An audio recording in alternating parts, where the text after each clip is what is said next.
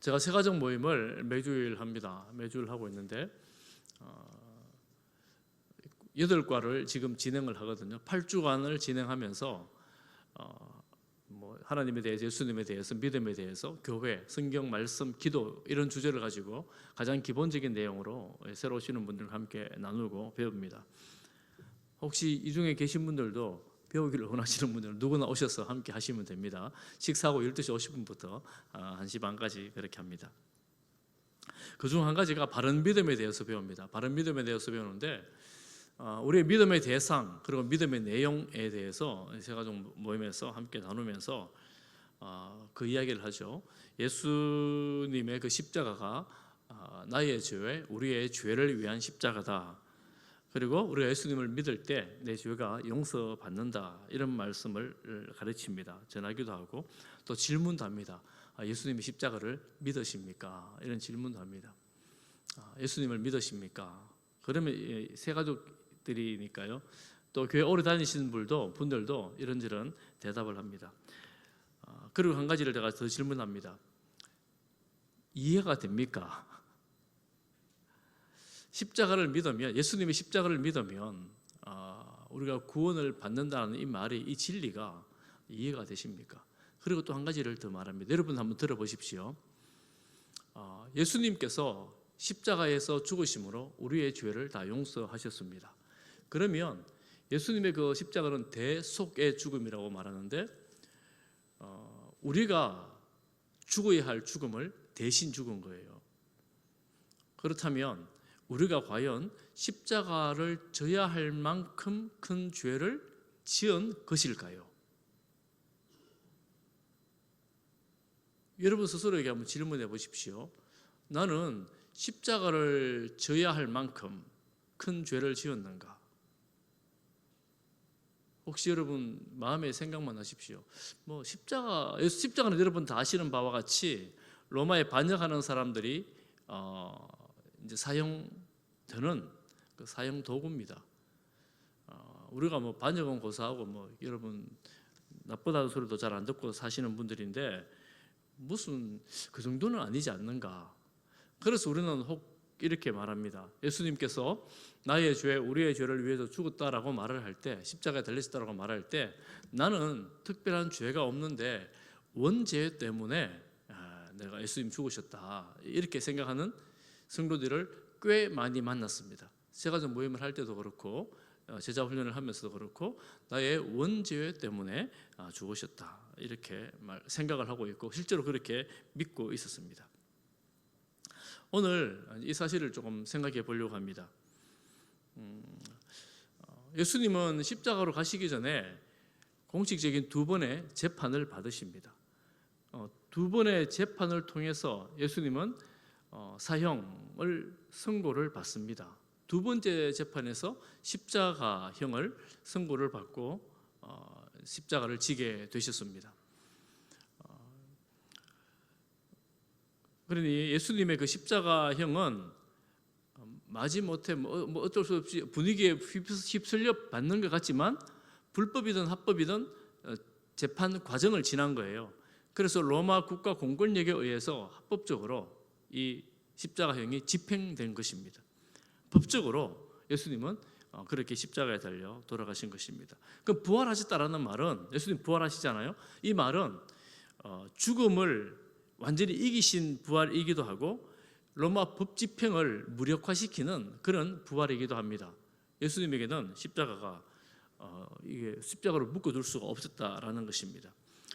제가 방금 드린 질문, 우리가 과연 십자가를 져야 할 만큼 큰 죄인인가라는 여러분 생각을 쭉 하면서 오늘 이 말씀을 좀 들어보시기를 바랍니다. 나는 어떤가? 예수님은 첫 번째로 잡혀서서 재판정에 갔던 것이 유대인들의 공회입니다. 유대인들의 공회는 여러분 아시는 것처럼 산헤드린 공회 71명으로 구성되어 있습니다. 그 중에 공회원들이 70명이고 장이 대제사장입니다. 대제사장은 이 순번이 정해져 있기 때문에 절차를 따라 바뀌기 때문에 전임 대제사장들도 다 대제사장이라고 부릅니다. 그의 대제사장이 바로 그 공회의 장이 됩니다. 그 공회에서 그 불법 재판을 하죠. 밤에 겟세마네에서 끌고 온 예수님을 재판을 합니다. 재판을 하는데 유대 재판에는 증인이 두 사람이 있어야 됩니다. 그래서 많은 사람들이 예수님에 대해서 증거를 합니다. 이것저것 예수님을 사형시키기 위해서 그들은 이미 결정해놨어요. 예수님은 사형이다. 그런데 두 사람이 증거가 맞아 들어야지 증인에 대해서 이 사형을 선고할 수 있는데 이 거짓 증거를 대다 보니까 두 사람의 말이 맞추지를 못하는 거예요. 우리가 아는 것처럼 예수님 성전을 허물면 3일 만에 지는다 했다 이러니까 그것도 못 맞췄습니다. 두 사람의 입을 맞추지를 못하는 겁니다. 거짓말로 맞추려고 하니까 맞추지를 못하는 겁니다. 그래서 대제사장이 예수님께 직접 신문합니다. 사람들 저렇게 너에게 증언을 하는데 할 말은 뭐냐? 아무 말씀도 하지 않습니다. 여러분 14장에 보면요, 한 장 앞에 보면 여러분 14장에 보면 그 재판 장면이 나옵니다. 재판 장면에 나오는데 성경을 한번 보십시오. 거짓 증언들에 대해서 이 사람들이 증언이 일치하지 않고 대제사장이 너를 치는 증거가 어떠하냐고 60절에 묻습니다. 그런데 61절에 보면 침묵하고 아무 대답도 아니하십니다. 예수님은 그 유대인의 법정에서 말을 하지는 않습니다. 여러 사람들이 이게 증거라고 대하는데 말하지 않습니다. 대제사장이 다시 질문합니다. 61절에 보면 내가 찬송받을 이의 아들 그리스도냐 메시아냐 이렇게 묻을 때 예수님께서 한 말씀하십니다. 내가 그다. 내가 그다. 즉 찬송받을 이의 아들이다. 그리고 메시아 그리스도다. 그것뿐만 아니라 권능자 하나님 우편에 앉은 것을 그리고 구름 타고 오는 것을 너희가 보게 될 것이다. 이렇게 예수님 대답을 하십니다. 그러니까 이 대제사장들과 공회원들이 옷을 찢고 더 이상 증인이 필요 없다. 우리 모두가 증인이다. 이 신성 모독하는 말을 너희가 들었다. 어떻게 생각하느냐? 사형입니다. 그래서 사람들이 사형을 선고하고 침을 뱉고 때리고 선지자 노릇하라. 이렇게 이제 유대 공회에서 결정을 했습니다. 선고를 했습니다. 예수님이 한마디입니다. 여러 가지 긴 시간 거짓 증언들이 있었지만 한마디도 않다가 네가 하나님의 아들 그리스도냐 이렇게 물을 때에 맞다 내가 그리스도다 이렇게 대답을 하신 거예요. 그러니까 그들은 사형이다 이렇게 말합니다. 그 죄목이 뭡니까? 신성모독이다 이렇게 말하죠. 신성모독이다. 그러니까 유대인들이 보기에 예수님의 죄목은 신성모독입니다. 왜 신성모독일까요? 하나님은 눈에 보이지 않으시는 분이고 하나님은 이 청년 예수처럼 이렇게 있을 수 있는 분이 아니다라는 거죠. 그들의 눈에 보기에는 이 젊은 청년 예수가 스스로 하나님의 아들 곧 하나님이라고 하니까 참남되다. 하나님의 이름을 모독하는 것이다. 하나님을 모독하는 것이다. 이렇게 생각을 한 것입니다. 모두가 다 이렇게 동의를 했습니다. 여러분 그러면 여러분 이들의 선고에서 한번 생각해 볼 게 있습니다. 예수님이 하나님의 아들이 아니면 신성모독은 합당합니다. 만약에 예수님의 하나님의 아들이면 예수님이 하나님의 아들이면 이 죄목은 어떻게 되는 겁니까? 이 신성모독이라는 이 죄목은 예수님에게 합당치 않고 오히려 하나님의 아들을 믿지 않은 곧 하나님을 믿지 않은 이 공회원들이 신성모독을 하고 있는 것입니다. 여러분 그렇지요? 신성모독을 하면 결과가 뭐라고요? 사형입니다. 그런데 지금 이 공회원들은 예수님을 신성모독이라고 사형 선고를 내리고 있지만 알고 보니 그 신성모독이라는 죄명으로 사형을 당해야 될 사람이 누구입니까? 바로 공회원들이라고 말할 수가 있습니다. 이 과정이 지금 그렇다는 것입니다. 여러분 예수님을 하나님의 아들로 믿지 않는 것이 이토록 큰 죄가 됩니다.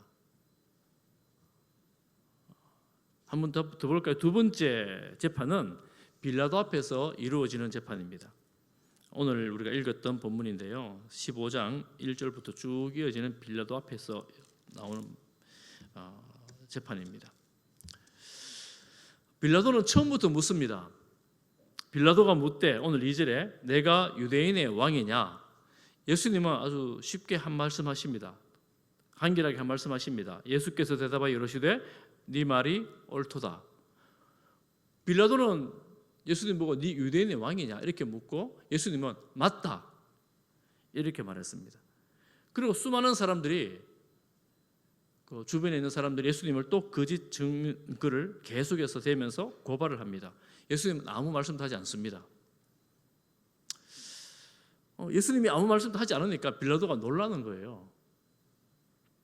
그리고 뒤에 이어지는 구절은 뭐냐면 예수님을 죽이고 바르바를 살려달라는 그런 내용들이 기록되어 있습니다. 여러분, 예수님께서 이 두 번의 재판에서 아주 비슷한 게 한 가지가 있습니다. 공교롭게도 너무나 똑같아요. 주변 사람들은 예수님을 사형시키라고 계속해서 거짓 증거를 대고 고발하고 이렇게 계속해서 말을 합니다. 그런데 예수님은 변호인이 없는 재판에서 자신을 변호하지 않고 유일한 질문 한 가지에만 대답을 합니다. 그 유일한 질문이 무엇입니까? 네가 하나님의 아들이냐? 그리스도냐? 네가 유대인의 왕이냐? 이것입니다. 예수님에게 있어서 유대인의 왕이냐라고 묻는 이 질문의 의미는 뭐냐면 유대인들이 그렇게 고발했겠지요. 스스로 자칭 유대인의 왕이라고 했습니다. 고발했겠지요. 네가 유대인의 왕이냐? 이렇게 묻는 것입니다. 이 말은 곧 로마의 반역자냐? 이런 질문이라고 할 수가 있습니다. 왜냐하면 지금 유대인들은 자기가 스스로 왕을 세울 수가 없었거든요. 정치적인 일입니다. 로마에서 파송한 왕이 있고 로마의 총독이 있었습니다. 근데 예수님이 왕이래요. 아마 빌라도는 정말 말도 안 되는 소리라고 했을 것입니다. 왜냐하면 그 당시에 내가 유대인의 왕이라고 했다면 지금 바라바처럼 정치적인 선동가가 되어야 됩니다. 무리들을 이끌고 로마에 대적하고 로마에 대항해서 싸우려고 뭐 이런 선동가가 되어야 되는데 예수님은 전혀 선동하지 않거든요. 아무도 선동되지 않았습니다. 오히려 무리들이 예수님을 고발하고 있습니다. 이런 아이러니가 됐습니까? 만약 예수님이 유대인의 왕으로 정말 유대인의 왕처럼 했다면 주변 사람들이 예수님을 추종했을 것입니다. 야, 우리의 메시아다 이렇게 따랐을 것입니다. 그런데 유대인들은 아무도 예수님을 지금 따르지 않고 있습니다. 다 도망가 버렸잖아요. 오히려 말합니다. 예수님을 십자가에 못 박으라고 소리를 치고 있습니다. 빌라도가 보기에는 예수님은 전혀 왕이 아니었습니다. 그리고 알았어요. 이 대제사장들이 시기해서 예수님을 죽이려고 작정을 했구나. 택도 없는 소리다. 이런 사람이 무슨 왕이냐. 아주 짐작뿐만 아니라 생각을 하고 있었습니다. 그런데 무리들이 그야말로 대제사장들에게 선동되어 소리를 지릅니다.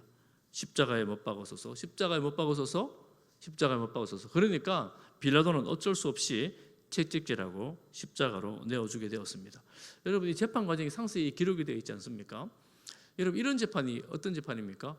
그야말로 불법 재판입니다. 증거도 없고 무리의 떼법에 의해서 사형을 선고해버리는 어이없는 재판입니다. 빌라도가 가진 유일한 관심은 군중들의 안정, 군중들의 마음을 얻는 것, 그것뿐이었습니다. 사실은 그 군중들은 대제사장들에게 선동된 무리들일 뿐이었습니다. 선동된 사람들은 바라바를 내어놓으라고 소리를 치고 있습니다. 실제로 바라바는 살인자였습니다. 예수님은 평생 그들과 함께 몇 년 안 됐죠. 사역하는 동안 계속해서 사람들을 살리고 치유하고 회복시키고 먹이는 이런 일을 했습니다.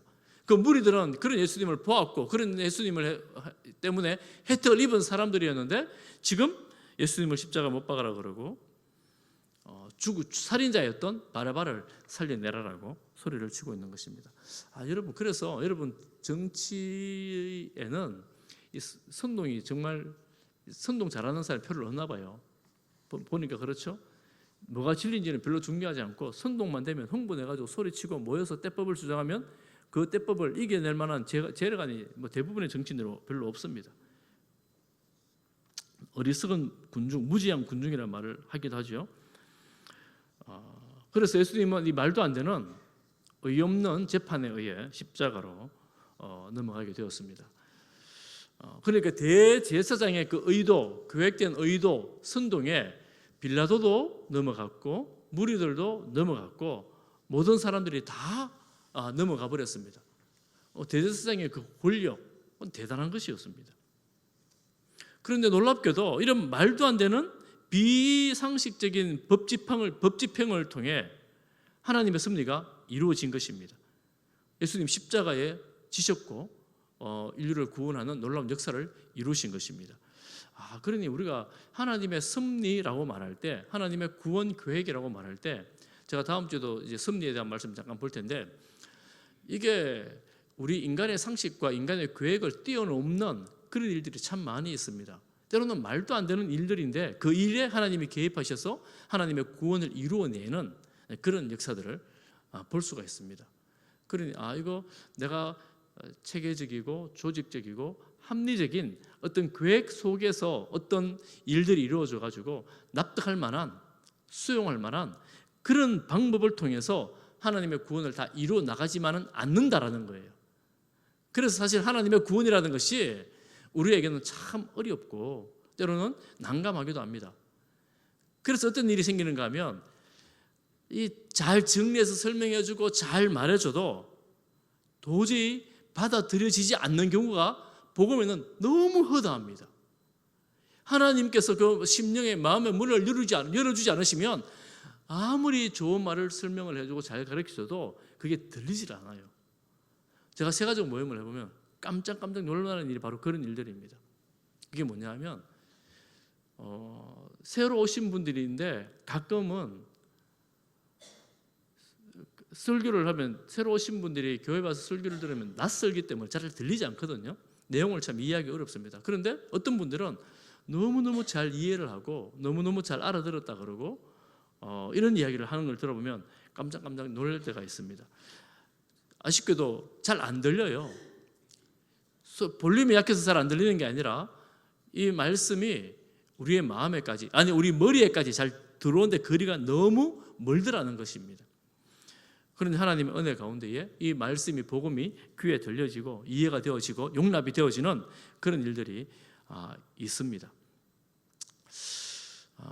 우리가 이 두 번의 이 재판을 통해서 예수님께서 십자가에 못 박히신 것 생각을 해보면 예수님은 신성모독과 유대인의 왕이라는 소위 반란죄, 반역죄로 사형 선고를 받습니다. 좀 전에 신성모독에 대해서는 예수님의 하나님의 아들이 맞다면 신성모독은 그들에게 해당하는 것입니다. 그리고 이 반란죄, 유대인의 왕이란 이 사실, 그들은 왕이라고 말은 하지만 조롱을 하고 있어요. 실제로 왕으로 인정하지 않는 것입니다. 그런데 인정하지도 않으면서 왕이라는 반란죄를 씌워 사형 그리고 십자가형을 내리고 법집행을 해버립니다. 그러니 지금은 도저히 논리적이거나 상식적이지 않은 이런 과정을 통해서 예수님이 십자가에 못 박히게 되었습니다. 우리가 이 말씀을 보면서 생각해 보아야 될 것이 있는데, 이제 다시 제가 처음에 했던 질문을 제가 좀 던져 보겠습니다.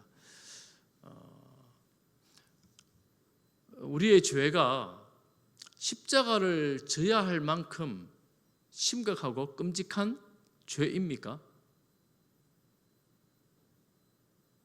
여러분, 우리 전부 다 십자가 다 믿으시잖아요. 아마 이 자리에 앉아 계시면 다 예수님의 십자가를 믿는 분일 거예요. 내가 믿는 그 십자가, 내가 십자가를 져야 할 만큼 심각한 죄인이었는데 예수님께서 나를 위해서 대신 십자가를 지신 것이다. 이 말이 여러분에게 이렇게 이해가 되십니까?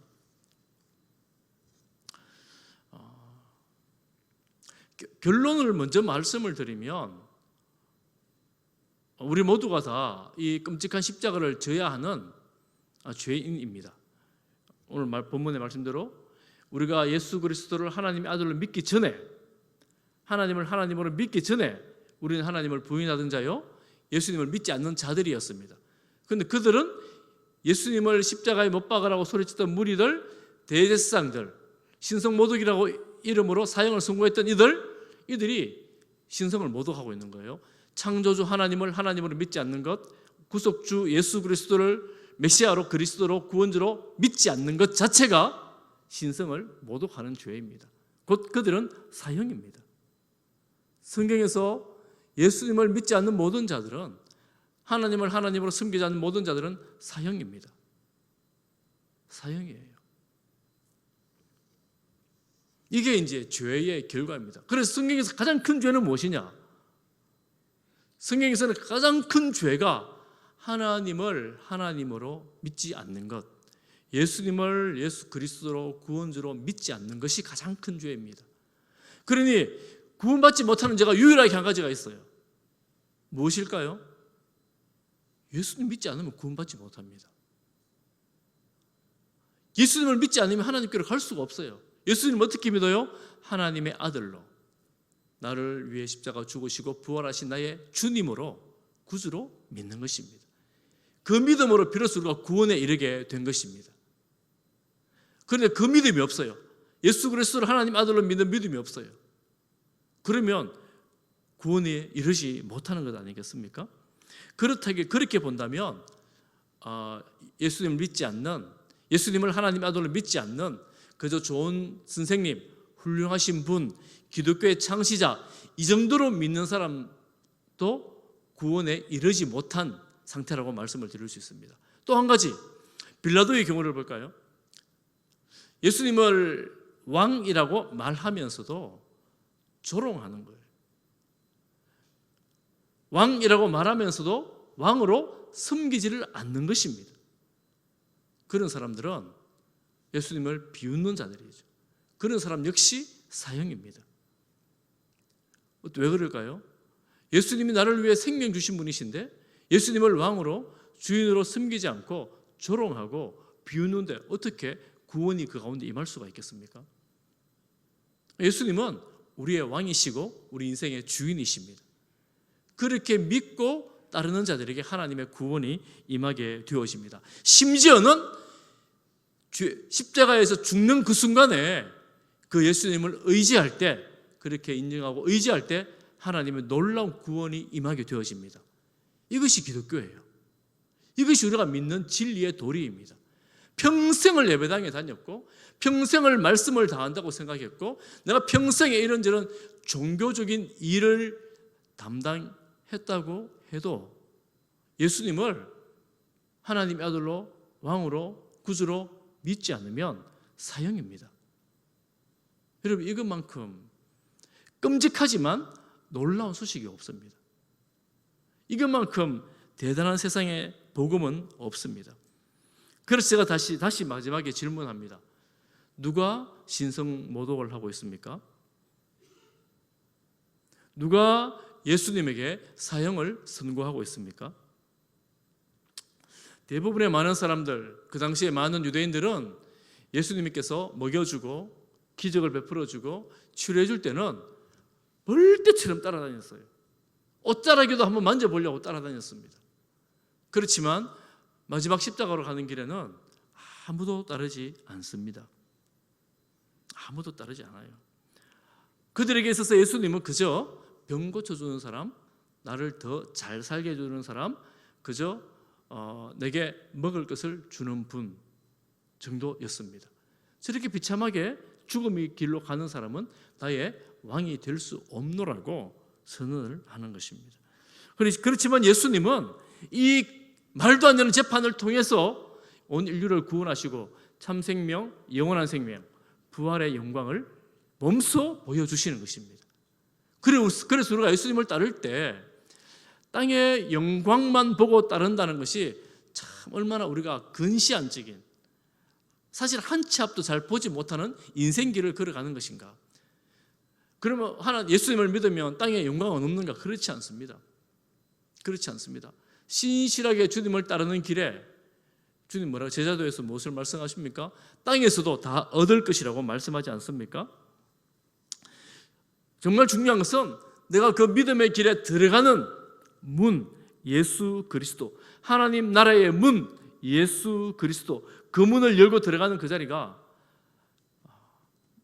바로 이것입니다. 나는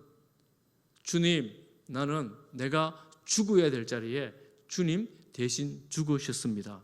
나를 위해 죽으신 주님을 믿습니다. 예수님이 나의 왕이십니다, 나의 주인이십니다 고백하는 것입니다. 할렐루야. 사랑하는 성도 여러분, 우리 마음에, 우리 심령에 이 믿음이 굳게 세워지시기를 간절히 소망합니다. 이 믿음으로 살아가는 사람들이 바로 성도들입니다. 반역자가 져야 할 십자가, 신성 모독을 하는 자가 받아야 할 사형 선고를 예수님이 오롯이 다 받으셨습니다.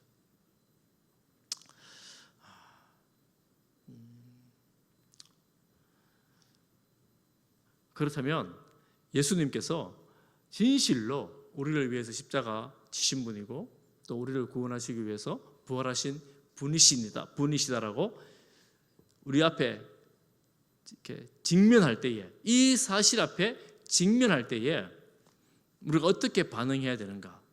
여러분들은 뭐 다 믿으시니까 별로 이렇게 뭐 다 당연히 믿는데 뭐 이런 생각하시겠지만, 혹여라도 여러분 가족들이나 믿지 않는 사람들 앞에서, 이 사실들을 믿지 않는 사람 앞에서 이 내용을 선포할 때 내가 어떻게 반응해야 될까? 성경에 보니까 베드로가 오순절날 성령에 충만하여 설교를 하지 않습니까? 이런 내용을 설명했어요. 너희가 십자가에 못 박인 예수를 하나님이 살리셨다. 그렇게 말하니까 성도들이 뭐라고 말하느냐면 우리가 어찌할꼬.